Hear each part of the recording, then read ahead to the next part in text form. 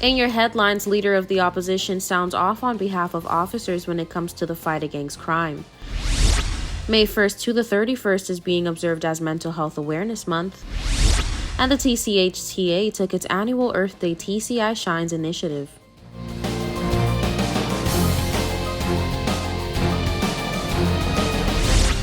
From the PTV Broadcasting Headquarters in Providencial is your #1 source for news. I'm Erica Penales, delivering the latest from across the country. This Friday newscast right to your door. Newswatch starts now. Leader of the opposition, Honorable Edwin Astwood, sounds off on behalf of officers when it comes to the fight against crime and making conditions suitable for the safety and comfort of law enforcement personnel. Take a look. Leader of the opposition, Honorable Edwin Astwood, says he stands as the voice of the people for those who simply cannot represent themselves. To this, he addressed law enforcement and crime during the latest sitting of the House. The brazen murders, robberies that we have seen in daylight, Mr. Speaker, whether people are passing, whether people are there or not there. Mr. Speaker, I have never seen stuff like this before. And Mr. Speaker, I live in Jamaica for 8 years, Mr. Speaker. Yes, we will hear about somebody at the gas pump and some people ride up on them in the night or some fight down in, downtown or so, but these brazen crimes right in broad daylight, Mr. Speaker, this is a road that we have never been down. In recent weeks, law enforcement has received constant backlash as it relates to the way that crime reports are addressed. For weeks, residents and victims of these crimes have blatantly accused law enforcement of a lack of consideration, empathy, and concern, while others allude to a degree of hesitance by police that may be due to safety concerns. The leader of the opposition seconds that notion. Mr. Speaker, we expect enforcement, our police, our customs and immigration to run towards gunshots anytime they hear them. And when they're done, we wonder, what is wrong with them and everything. But these people have families, Mr. Speaker. But we are not seeing no pay increase, no increase in allowances, no increase in insurance coverage to say that if something happened to me, my wife, my children would be taken care of. That will make me say, well, at least I can do my duty, and not think about it. But Mr. Speaker, these are human beings. You say, well, if I go run to that gunfire, yes, I am a police officer, but I risk the chance of getting killed. And what will happen to my children? They'll become part of the welfare of the state. We have to pay people to know that they can feel that their families will be taken care of if they make a sacrifice. Honorable Astwood says some of the reasons that have been announced to have resulted in shortfalls when it comes to the fight against crime and bringing criminals to justice are just too mediocre to accept. Mr. Speaker, we hear all the talking about the CCTVs, and when we were there, we give the money for the CCTVs, and yet still we're finding that the CCTVs can't work this way, can't work that way. Well, Mr. Speaker, pull them down and get better cameras. I look in the budget book and I didn't see that. They get more high definition cameras out. They get cameras where even if you get masks on, they can tell the facial features and make out how that person may look. Let's get serious about it. All in all, he says more effort needs to be put in toward the fight against crime as well as public outreach. He also touched on the need for more mobile police stations throughout the communities across the TCI. May 1st to the 31st is being observed as Mental Health Awareness Month under the theme Together for Mental Health. Take a look at our Minister of Health's address. So we're talking mental health. What is mental health? Mental health includes our emotional, psychological, and social well-being. It affects how we think, feel, and act. It also helps determine how we handle stress, relate to others, and make choices. Mental health is important at every stage of life, from childhood and adolescence through adulthood. The Minister of Health says that the theme for this month is a very important one, as it signifies the importance of uniting to advocate for a special cause. Our theme for the month is Together for Mental Health. This theme is indeed an important one, as it signifies the need for us all to join our voices together to bring awareness, advocate for mental health, and ensure easy access to treatment and care. Over the course of your life, If you experience mental health problems, your thinking, mood, and behavior could be affected. Many factors contribute to mental health problems, including biological factors such as genes or brain chemistry, life experiences such as trauma or abuse, and family history of mental health problems. Mental health is an extremely important part of overall health. With a growing number of persons reaching out for mental health support, it is critical that they feel comfortable and confident to do so. To facilitate this, we must continue to tackle stigma and negative stereotypes that tend to serve as a barrier between people who need help and the services that are there for them. The minister says that mental illnesses do not discriminate, neither is it someone's fault if they happen to develop a mental illness. According to the World Health Organization, 1 in 4 people can experience a mental illness at some point during their lifetime. So we must be here for each other. We must join our hands, hearts, and voices and ensure that anyone who is struggling mentally or emotionally knows how to get help, because there are trained mental health professionals that are ready and willing to be of assistance. Let's join together, Turks and Caicos. Let's join together for mental health this month and beyond. Don't go anywhere. More News Watch when we return.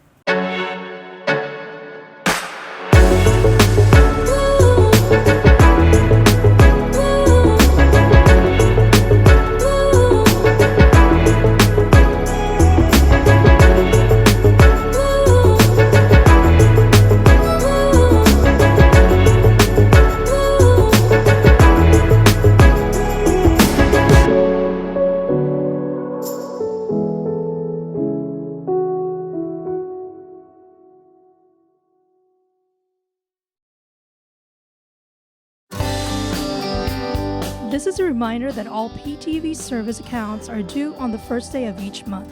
Accounts should be brought up to date by the 28th of the month to avoid disruption in service. Payments may be made on our office at Stubbs Diamond Plaza, Providenciales, Mides Plaza, North Caicos, and Airport Road in South Caicos. Payments may also be made online using Scotiabank, CIBC First Caribbean Bank, and Royal Bank of Canada. Please allow 3 business days for online payments to be processed. We thank you for your cooperation.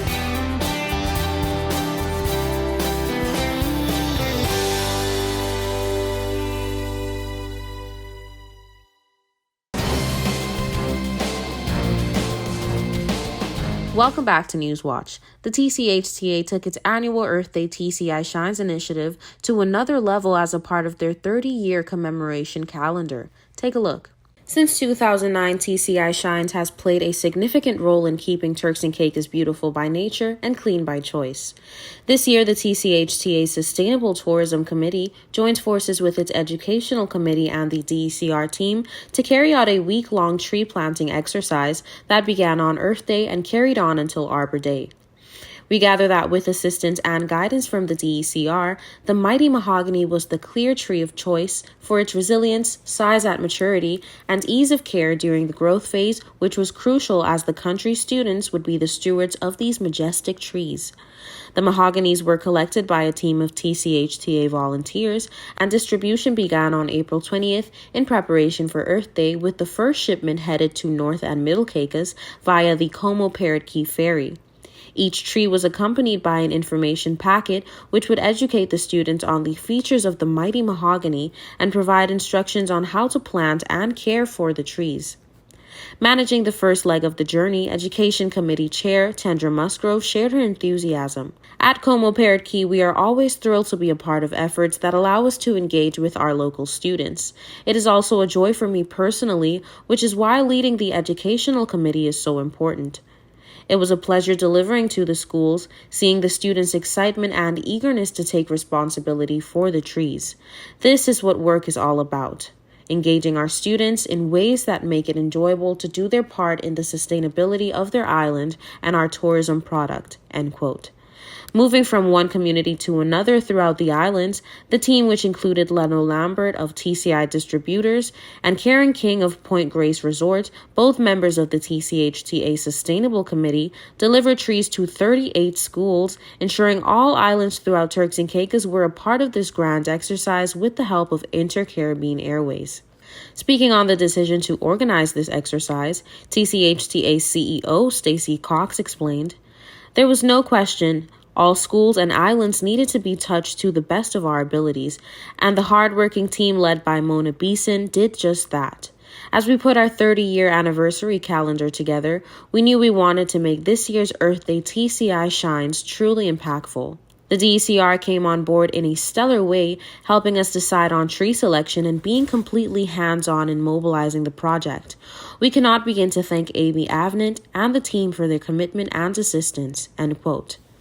Through the collaboration, the tree planting exercise will not only increase the population of indigenous trees and help to build the resilience of our ecosystems, but will also aid in teaching students to be stewards of their environment and responsible citizens in the fight against climate change.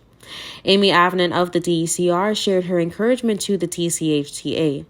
"We've been delighted to partner with the TCHTA on this commemorative initiative.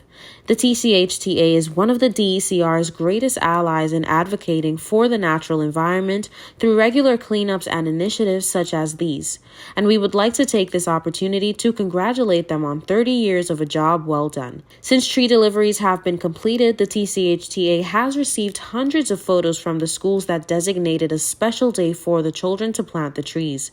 The association says the smiles in those images speak more loudly than words ever could." Don't touch that remote. We'll be right back. Coming up next is your weather forecast. This is a reminder that all PTV service accounts are due on the first day of each month. Accounts should be brought up to date by the 28th of the month to avoid disruption in service. Payments may be made on our office at Stubbs Diamond Plaza Providenciales, Mides Plaza North Caicos, and Airport Road in South Caicos. Payments may also be made online using Scotiabank, CIBC First Caribbean Bank, and Royal Bank of Canada. Please allow 3 business days for online payments to be processed. We thank you for your cooperation.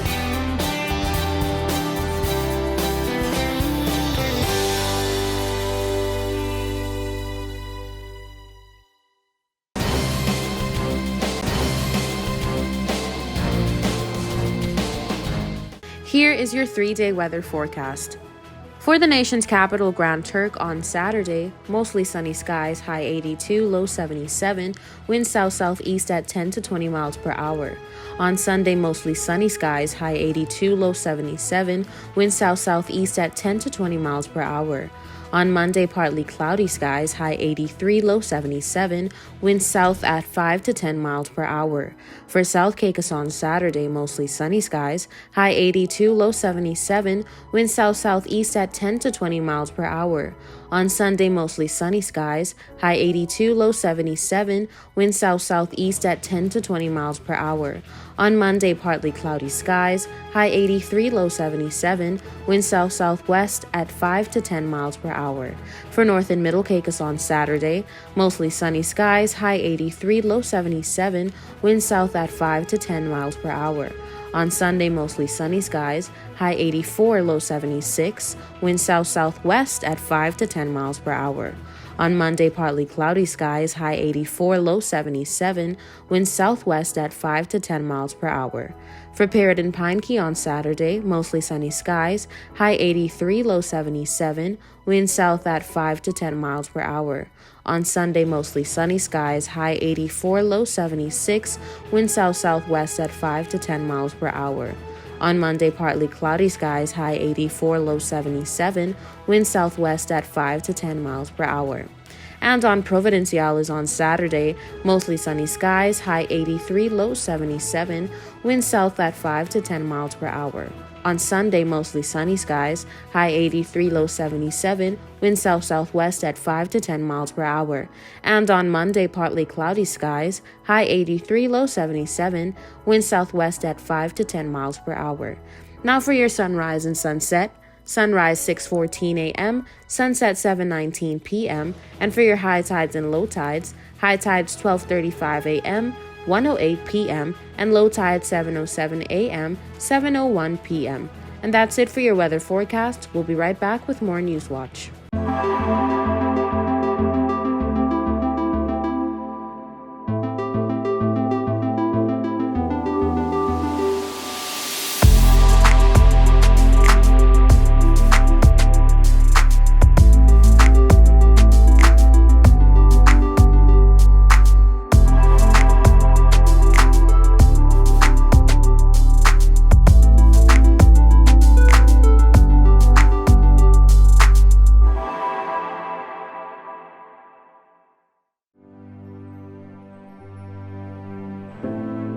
Here at People's Television, we're more than just your leading news and entertainment services. We are spreading the gospel.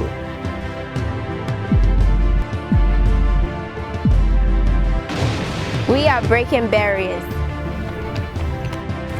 We are preserving the culture. Each one, teach one. We are committed to excellence. We're creating change. We are creating memories. We are the future. I am PTV. I am PTV. I am PTV. I am PTV. We are PTV. We are continuing the legacy. We are PTV.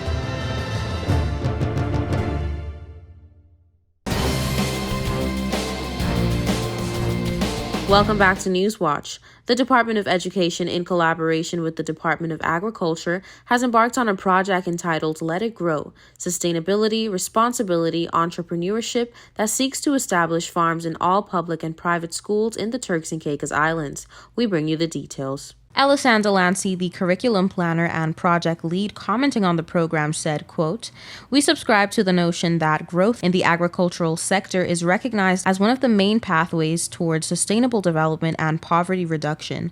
Our goal is to help students create avenues for success while ensuring they are given every opportunity to enhance skills and understanding in fields that lead to social and economic growth for the country." She continued, "This interdisciplinary approach to teaching sustainability in schools will help students learn how to produce their food and care for animals through farming while considering business opportunities in the field of agricultural science. Students will learn how to become self-sufficient, self-reliant, and value team and collaborative work with the end goal of developing and promoting the field," end quote. Schools were reportedly visited by Gemily Lubin, the Education Department Assistant Curricular Planner, and Agriculture Department Extension Officer Mario Smith. We gather that they provided technical assistance with identifying areas for a farm on school grounds and mapping out the best course of action for the project. The department also says that schools were also provided with the necessary resources to kickstart. In addition, Newswatch understands that teachers were trained by the Department of Education and Agriculture on establishing a farm and integrating farming concepts across various subject areas. Farming in Schools project is currently implemented in all public schools and piloted in 2 private schools. Commenting on this project, Honorable Connolly stated, quote, "Farms in Schools is part of our ministry's mandate in collaboration with the Ministry of Education. We look forward to assisting with the necessary support, inclusive of our technical expertise, in an effort to make this initiative a worthwhile one. Congratulations, and I look forward to seeing the introduction of farms in all schools in the second phase," end quote. Also commenting on this project, Honorable Rachel Taylor added, quote, "Through this national school initiative, farming in schools is aligned with our revised curriculum, which encourages social and emotional development through teamwork and collaboration. It develops caring learners, promotes scientific discovery, fosters environmental stewardship, encourages healthy lifestyles, develops good eating habits, and enhances literacy and numeracy skills," end quote. In an interview with long-standing educator and former Education Minister Dr. Carlton Mills, he gave Newswatch an insight into what it took to become Carlton Mills. Take a look. Dr. Mills possesses a wealth of education and experience, holding a certificate in teacher education, a bachelor's degree in history and sociology, and a diploma, master's degree, and doctorate in education. He explains himself to be a very passionate person who strives to give young people the push that they need in order to succeed. I think I'm trying to be a very people's person, especially young people, and trying to encourage young people to develop to their full potential, whether it's academic or whether it's the world of work. But the point is, I think my main interest is to help young people find themselves in this world, guide them in respect to their careers. And I think that is one of the main reasons why I chose teaching as a profession. He previously served as the principal of the Marjorie-Baston High School from 1990 to 1992, principal of the Raymond Gardner High School from 1992 to 1997, vice principal of the Turks and Caicos Islands Community College from 1997 to 2007, and Minister of Education, Youth, Sports, and Culture from 2007 to 2009. Initially, I wanted to be a guidance counselor, but that didn't work out. When I did social work, and when I came back, I was thrown into the classroom. And I think from then I realized that that was my calling. So I think being the kind of passionate person, the caring and loving person, it thrills me when I see young people excelling and progressing. Mills revealed that he gets total satisfaction and happiness at the sight of young people succeeding in their respective careers, which he believes results from his very humble background, as he stated. I believe it had to do with my background. I came from a very humble family. My father worked in the salt ponds in South Caicos. My mother worked in the fishing plant. And I could identify with the struggles of many of the young men and women, children in South Caicos at the time, when we only had a primary school in South Caicos, which was the highest level of education, and in Grand Turk, the only high school, and many of us could not afford, our parents could not afford to send us to Grand Turk to go to high school. And so many, the year I passed the common entrance, which was the GSET, which is developed into the GSET afterwards, Pearson High in South Caicos started. So, because otherwise than that, I probably would end up being a fisherman. Dr. Carlton explained that due to his family's financial situation at the time, he was not able to attend high school on the island of Grand Turk, which at the time was the only island with a functioning school. My parents could not afford to send me to Grand Turk. And I think that I was able to go to high school right in South Caicos. Actually, prior to around the same time when Pearson High started, many people probably don't know, but the Calvary Baptist Church in South Caicos also started a high school. So we had actually 2 high schools in South Caicos, but they didn't last very long. I went there for a year because my father was a member of that church. But the point is, I think knowing the struggles that young people during my time went through in South Caicos, it created that passion and that drive in me that whenever I become a full-blown human man, I'm going to go make a special effort to help young people, particularly young people who come from deprived families. Considering the fact that Mills did not succumb to his circumstances, he was inquired how he made his dream possible, even when everything seemed impossible. I think 2 reasons. My father, he pushed me, and because he made sure that I got a secondary education, and his words to me was always that I don't want you to be at the same level that I am. Because in South Caicos at the time, the only thing, like the Caicos Islands, most of the young people turned to farming. And in South Caicos at the time, your main option was fishing, right? Because, you know, that's the mainstay of the economy. It still is. But I think my big push came after high school, after graduating from high school. My brother went to UWI in Jamaica, and then he went back to Jamaica And he went to Caicos, Then when he went back to UWI, he stayed in Jamaica and he was teaching, got married to my sister-in-law, Myrtle.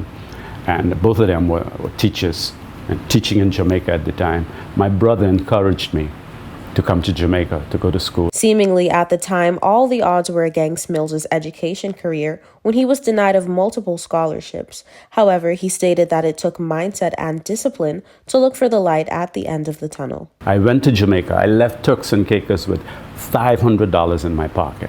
And I said to myself, I am going to college.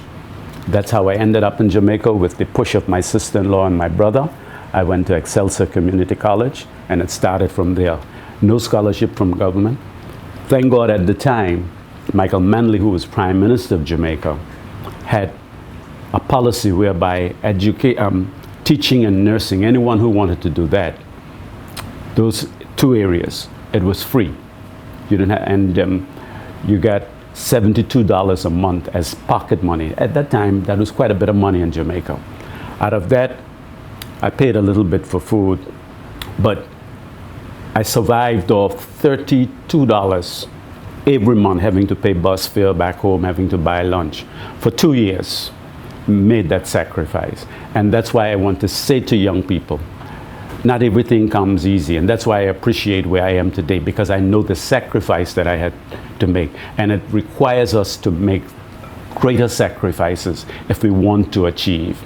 Stop waiting on something to come to you. You must be determined. You must have that determination. Dr. Mills is known as someone with a wealth of talent and knowledge, which he evidently shares with the world, and more specifically with future generations. Stay tuned for more of this story in a subsequent newscast. That brings us to the end of this edition of The Real News. I hate to leave you so soon, but of course, you can join us right back here every weekday at 6:30 p.m. and tap into our social media platforms at www.ptv8tci.com. I'm Erica Pinales, keeping you informed, updated, and affiliated. Until next time.